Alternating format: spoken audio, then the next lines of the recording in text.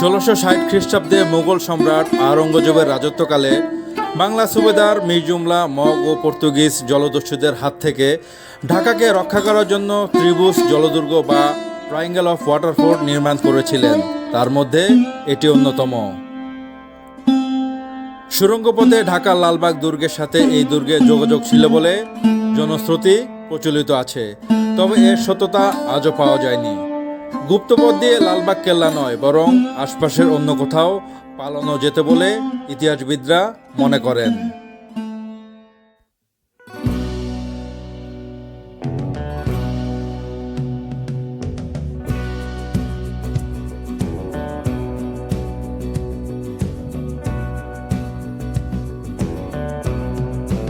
ইতিহাস, ঐতিহ্য আর বহু কীর্তিমান মনীষীর স্মৃতিধন্য মুন্সিগঞ্জ জেলা। এর প্রাচীন নিদর্শনগুলোর সঙ্গে জড়িয়ে আছে হাজারো গৌরব গাথা, সুখ দুঃখের নানা উপাখ্যান। এই জেলায় সুপ্রাচীন চন্দ্র রাজাদের তাম্র শাসনের অঞ্জলি থেকে শুরু করে পাল, সেন, মুঘল, বারো ভূঁইয়াদের কীর্তিতে সমুজ্জ্বল বিক্রমপুরের কীর্তিময় অংশ।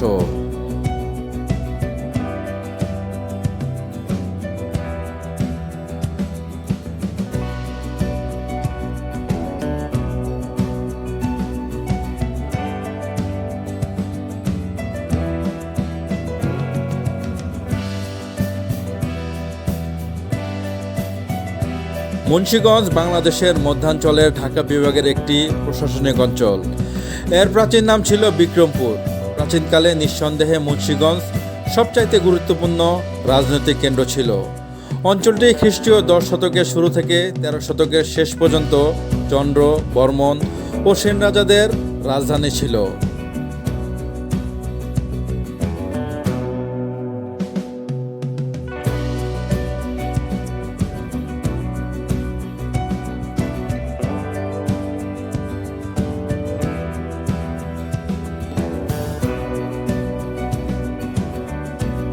ষোড়শ শতাব্দীর মাঝামাঝি সময়ে ইদ্রাকপুর কেল্লার ফৌজদারের নাম ছিল ইদ্রাক। ধারণা করা হয় তার নাম অনুসারে তখন এখানকার নাম করা হয় ইদ্রাকপুর। চিরস্থায়ী বন্দোবস্তের সময়ে রামপালের কাজী কসবা গ্রামে মুন্সি এনায়েত আলীর জমিদারভুক্ত হওয়ার পর তার মুন্সি নাম থেকে ইদ্রাকপুরের নাম মুন্সিগঞ্জ হিসাবে অভিহিত হয় বলে অনেক ইতিহাসবিদরা ধারণা করেন।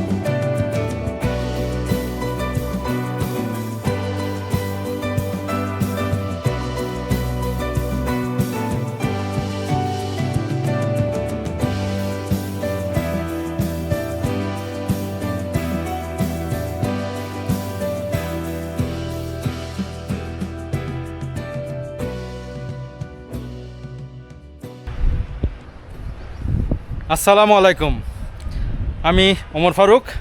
আশা করি সবাই ভালো আছেন। আলহামদুলিল্লাহ আমি ভালো আছি। আমি ইতিহাস আর ঐতিহ্যের খোঁজে মুন্সিগঞ্জ জেলাতে আছি। বর্তমানে যেখানে অবস্থান করতেছি এটা হচ্ছে আপনার ইদ্রাকপুর দুর্গ। এরকম আরও 2টা দুর্গ ঢাকা নারায়ণগঞ্জে আছে। একটা হচ্ছে খিজিরপুর দুর্গ, একটা হচ্ছে সোনাকান্দা দুর্গ। এগুলোকে আসলে বলা হয়তো ট্রায়াঙ্গেল অফ ওয়াটারফোর্ট অথবা ত্রিভুজ জলদুর্গ বলা হইতো। তারই একটা। এর আগে আমি 2টা ভিডিও করছি, নিশ্চয় আপনারা দেখছেন অথবা দেখবেন। সেই সুবাদে আজকে এই ইদ্রাকপুর দুর্গটা দেখতে আসলাম। বরাবর মতোই আজকে আমার পার্টনার হিসেবে আছে ABM আব্দুল মজিদ। সৌরভ ভাইও মাঝে মধ্যে থাকে, কিন্তু আজকে যেহেতু ঢাকার খুব কাছে মুন্সিগঞ্জে, এদিকে সৌরভ ভাইয়ের আসার সুযোগ নেই। রুবেলকে অবশ্যই দেখতে পাবেন, ABM আব্দুল মজিদকে। আর কথা আমরা না বাড়াই, চলেন সরাসরি চলে যাই এই ইদ্রাকপুর কেল্লাটা দেখি অথবা দুর্গটা দেখি এবং তার ইতিহাসটা শুনে আসি। চলেন।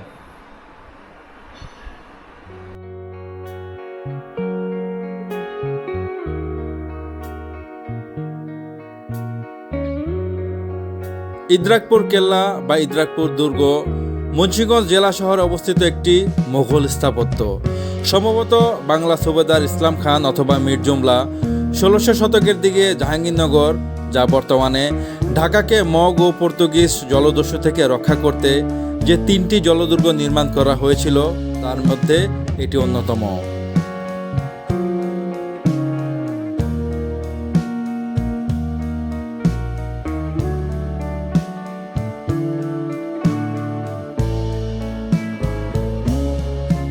মুন্সিগঞ্জ জেলা সদরের ইছামতি নদীর পশ্চিম তীরে ইদ্রাকপুর নামক স্থানে এই দুর্গটি নির্মিত হয়।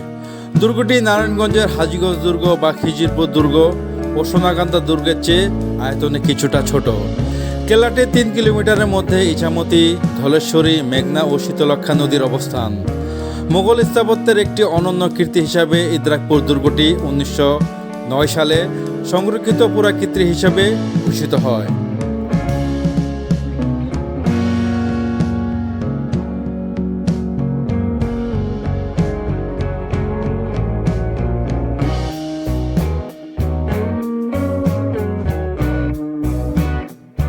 সুউচ্চ প্রাচীর বিশিষ্ট এই দুর্গের প্রত্যেক কোণায় রয়েছে একটি বৃত্তাকার বেষ্টনী। দুর্গের ভিতর থেকে শত্রুর প্রতি গোলা নিক্ষেপের জন্য রয়েছে অসংখ্য ছিদ্র। মূল প্রাচীর পূর্ব দেওয়ালের মাঝখানের অংশে 33 মিটার ব্যাসের একটি গোলাকার সুউচ্চ মঞ্চ রয়েছে।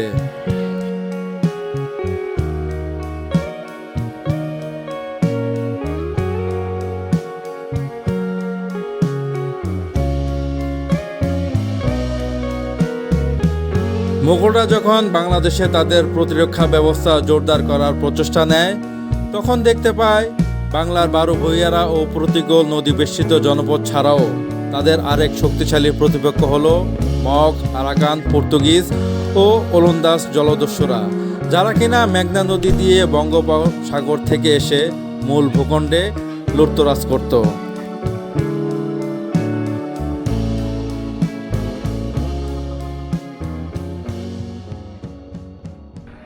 আমি তো প্রত্যেকটা দুর্গে গেলেই এই জিনিসটা অন্তত একবার হইলেও দেখাই। এই দেখেন, এটা হয়তো বন্ধ হয়ে গেছে। এদিক দিয়ে একটা আপনার অস্ত্র তাক করা যেত শত্রুদের উপরে। এদিকে একটা, এদিকে একটা, এদিকে একটা, 4টা। দেখেন, একটা কুঠুরিতে 4টা, এই পাশে আরেকটা, 5টা।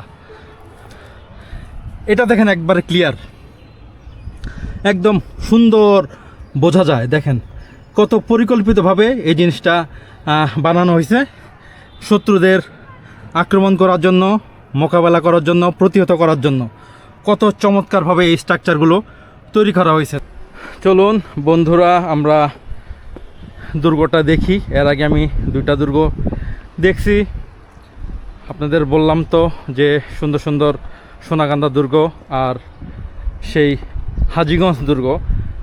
ওই দুর্গগুলিতে কিন্তু আমি আবার এরকম কোনো কিছু লক্ষ্য করিনি। হ্যাঁ, এটা মনে হয় একটা আলাদা পথ। যাক, আমি নামার চেষ্টা করি। এই যে নিচের দিকে আমি নেমে আসলাম, এখান থেকে আরও নিচে। আসলে কি আমি একদম কেল্লা থেকে বের হয়ে যাচ্ছি কি না সেটা বুঝতে পারতেছি না। কি আছে এখানে? ও, এখান দিয়ে আবার যাওয়ার রাস্তাটা ছিল আরেকটা, এটা আপাতত বন্ধ। কি ভয়াবহ! কেউ যদি একা আসে তাহলে সে অবশ্যই ভয় পাবে। বাংলাদেশে কিন্তু টোটাল 3টা কেল্লা আছে রুবেল, এরকম। এটারে বলে তোমার ট্রায়াঙ্গেল অফ ওয়াটার ফোর্ট, ত্রিভুজ জলদুর্গ। এটারে টোটাল 3টাকে, একটা হচ্ছে ইদ্রাকপুর, একটা হচ্ছে সোনাকান্দা, একটা হচ্ছে খিজিরপুর। এই তো 3টা দুর্গ আছে, এর ভিতরে এটা একটা। 2টা হচ্ছে নারায়ণগঞ্জে, একটা শীতলক্ষ্যার ওই পারে, একটা শীতলক্ষ্যার এই পারে। কত রকমের স্মৃতি, মানে কত রকমের ঐতিহ্য আমাদের এই বাংলাদেশে দেশের মধ্যে আছে। এটা কিন্তু অনেক আগে, 300। আমরা কয়টাই জানি, কয়জনই এখানে আসে। এই এলাকার লোকজন ছাড়া তো আমার মনে হয় না বাইরের কেউ। 1%, এর বেশি না।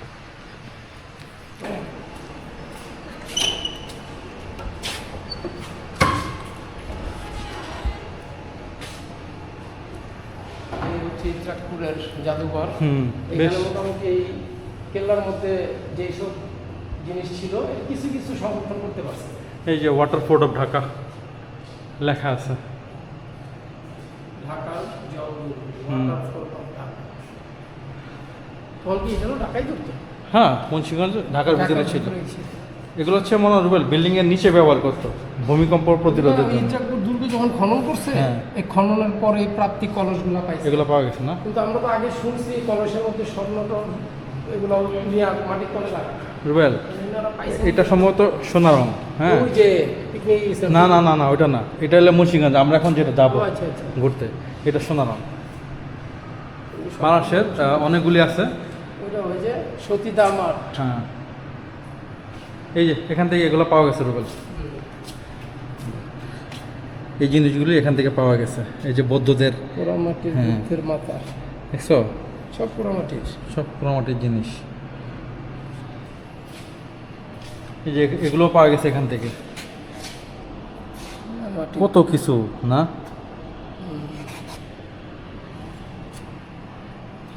এটা কি? লোহার তরবারি। লোহার তলোয়ারি। এটা কত সালে? লালবাগ দুর্গ খনন থেকে প্রাপ্ত, তার মানে প্রায় 300-400 বছর আগে, অনেক আগে। এই যে কলসগুলি এভাবেই পাওয়া গেছিল, সম্ভবত ভূমিকম্প প্রতিরোধ করার জন্য আগে এই ব্যবস্থা থাকতো। এই ব্যবস্থা থাকতো। এই যে এখানে কিছু লেখা আছে তো,